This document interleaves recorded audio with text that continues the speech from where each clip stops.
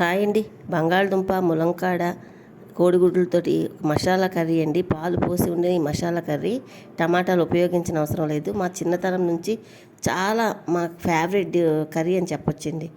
ముందు మనం boiled eggs తీసుకోవాలి. నెక్స్ట్ ములంకాళ్ళు, పచ్చిమిర్చి, కరివేపాకు, బంగాళదుంపలు 4 కానీ 5 కానీ తీసుకొచ్చింది. బంగాళదుంపలు శుభ్రంగా పీల్ చేసేసుకొని మనం క్యూబ్స్ లాగా కట్ చేసుకోవాలండి. కొంచెం పెద్ద ముక్కలు, మరీ చిన్న ముక్కలు కాదు, కొంచెం పెద్ద ముక్కలు కాగా కట్ చేసుకోవాలి. ఆల్రెడీ 6 గుడ్లు 7 గుడ్లు ఎగ్స్ తీసుకున్నానండి. నేనైతే 7 గుడ్లు ఉడకబెట్టి పక్కన తొక్కలు తీసి పక్కన ఉంచుకున్నాను. బంగాళదుంపలన్నీ కట్ చేసుకున్నాను కదా. ఈ కట్ చేసుకున్న బంగాళదుంపలన్నీ శుభ్రంగా కడిగేసాను. ప్యాన్ పెట్టుకొని ప్యాన్లోనే 3 స్పూన్లు ఆయిల్ వేసుకున్నామండి.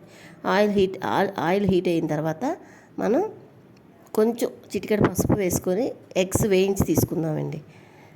పసుపు వేసి ఒక్కసారి వేడెక్కిన తర్వాత ఆయిల్ వేడెక్కిన తర్వాత పసుపు వేసి మనం ఆల్రెడీ బాయిల్ చేసుకుని ఉంచుకున్నాం కదండి. గుడ్లన్నింటినీ చిన్న ఘాట్లు పెట్టుకొని అవన్నీ కూడా వేయించుకోవాలండి. ఘాట్లు పెట్టకపోతే గుడ్లు పేలుతాయండి కొన్ని సందర్భాల్లో. అందుకని ఘాటు పెట్టుకొని గుడ్లన్నీ వేయించుకోవాలి. ఒక్క నిమిషం వేయించి తీసుకోవాలి. అలాగే ములంకాయలు కూడా మనం ఎన్ని ములంకాయలు తీసుకుంటున్నామో కర్రీకి సరిపడగా ఆ ములంకాయలు కూడా అదే ఆయిల్లో 1 నిమిషం వేయించి తీసుకోవాలి. ఇలా ములంకాయలు వేయించి కర్రీ ఆయిల్లోని వేయించి వండుకుంటే కూర మంచి టేస్ట్గా ఉంటుంది. ములంకాడ కూడా చాలా రుచిగా ఉంటుందండి. అప్పుడు అదే ఆయిల్లోని 5-6 పచ్చిమిరపకాయలు, ఇక్కడ దీంట్లో కారం ఉపయోగించమండి. మనకి ఎంత కారం కావాలంటే ఈ స్టేజ్లోనే వేసుకోవచ్చు. పచ్చిమిరపకాయలు, కరివేపాకు వేసి అది వేగిన తర్వాత ఇలా క్యూబ్స్గా కట్ చేసుకున్న బంగాళదుంపలు కూడా మంటను చాలా మీడియం టు సిమ్లో పెట్టుకొని అలా మధ్య మధ్యలో కలుపుకుంటూ బంగాళదుంపలన్నీ మంచిగా వేయించాలండి. ఓకేనండి. ఇలా వేగుతుంటాయి. ఇలా బంగాళదుంపలన్నీ వేగిన తర్వాత మనం దీంట్లోకి మసాలా వేసుకొని అది కూడా వేయించాలి. 50% వేగిపోతాయండి బంగాళదుంపలు.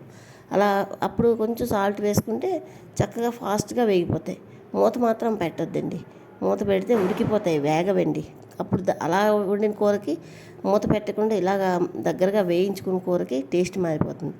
ఇప్పుడు మసాలా అండి. ఒక చిన్న సైజు 3 కానీ ఒక మీడియం సైజు 2 ఉల్లిపాయలు పేస్ట్ అండి అది. దాంట్లో చిన్న అల్లం ముక్క, కొంచెం వెల్లుల్లిపాయ, కొంచెం 2 ఎండుమిరపకాయలు వేసి రుబ్బానండి. అది ఆ పేస్ట్, మసాలా పేస్ట్.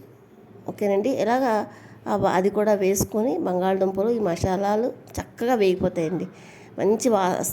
మంచి పరిమళం వస్తుంది. ఇంట్లో సువాసన చాలా బాగుంటుంది. అది మనకి ఏగినట్టు తెలిసిపోద్ది.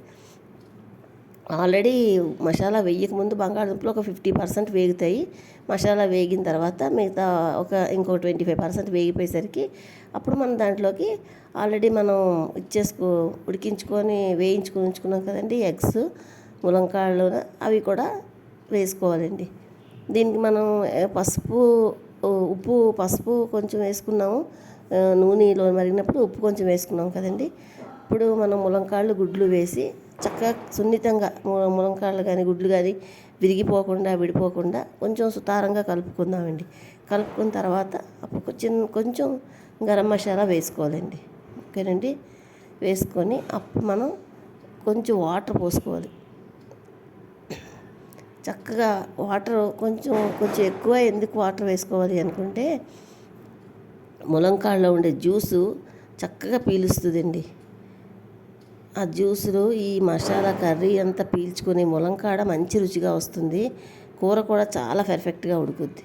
చూసారండి. అలాగా అయిపోయింది. కూర అయితే రెడీ అయిపోయింది. ఇంకా దీనికి పాలు పోసుకోవడం ఉంది. ఈ లోపు లంచ్ బాక్స్కి మా రాజుగారికి కర్రీ కట్టేశాను. ఎందుకంటే ఆయన టైం అయిపోతుందని కట్టేశాను. ఇప్పుడు మిగతా కూర ఉంది కదా, ఇలా రెడీ అయిపోయింది కదా. ఈ రెడీ అయిపోయిన కూరలోని మనం బాగా చిక్కగా ఉంటాయి, మేగడతో ఉంటాయి కదండి పాలు. ఆ పాలు పోసుకొని కూర దగ్గరగా ఇంకొక 2 నిమిషాలు మగ్గించుకుంటే కూర చాలా టేస్ట్గా ఉంటుందండి. చాలా కమ్మగా ఉంటుంది. ఇది ఎప్పుడు కూడా మై ఫేవరెట్ డిష్ అని చెప్పొచ్చండి. మాకు చాలా చాలా నచ్చే కూర. దగ్గరికి అయిపోయింది. ఇప్పుడు మనం చిక్కగా ఉండే మేగడ పాలు ఉన్నాయి, అవి వేసుకుందాం. వేసుకొని మూత పెట్టుకొని ఒక 2 నిమిషాలు అలా ఉంచేస్తే మగ్గిపోతాయండి. చక్కగా మగ్గిపోయి పీల్చుకొని కూర చాలా కమ్మగా ఉంటుందండి.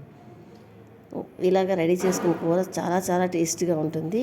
ఇది రైస్, రోటీ రెండిట్లోకి చాలా బాగుంటుంది. అందుకే నేను మార్నింగ్కి ఈ నైట్ డిన్నర్లోకి కూడా సరిపడగా కూర ప్రిపేర్ చేస్తానండి.